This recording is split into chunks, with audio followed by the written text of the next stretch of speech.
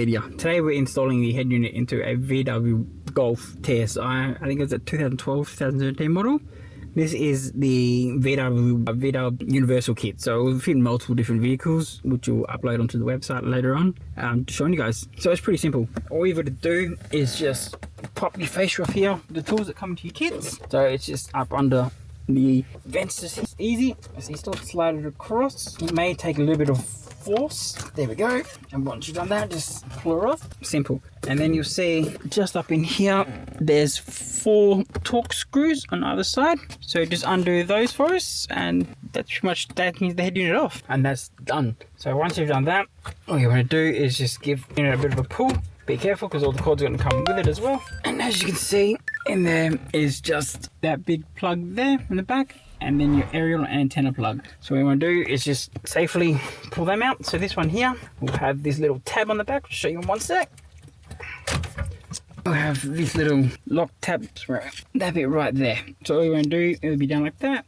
All you want to do is just push that up. You may take a bit of force. And with the antenna plug, so with the antenna plug, you have this little clip bit there. All you want to do is push that up and pull that out, like so. And it also has this little adapter bit in the middle, which you can't really see that well.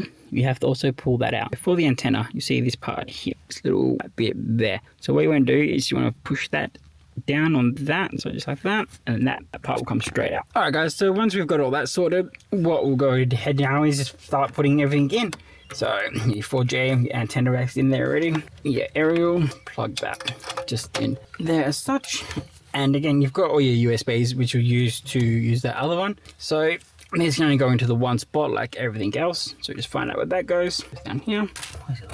As such. And so not all of them will be used, obviously. So you can usually leave those wrapped up, or you can tuck them in just into your glove box, which I'll do.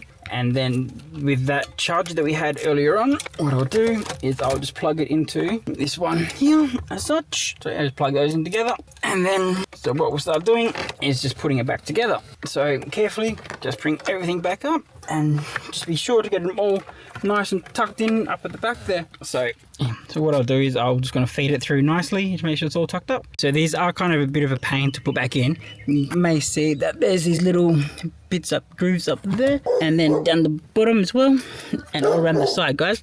So just fiddle around with it and just try to fit it in, and it should go in. If you're having issues getting these clips in, guys, don't worry too much. Just get them as much as you can, and when you start putting the screws back in, it will drag itself in.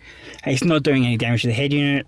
All the clips are fine, everything's all fine there. So just put your 4 screws back in and then put your fascia back on. And there we have it, guys. That is how the install is done on these Volkswagen Golfs. So as you can see, turn the radio on. So I haven't got that scanned yet, but serial controls. Oh, there you go, see that's searching. Volume up, volume down, volume up. There we go, guys. Thanks, enjoy.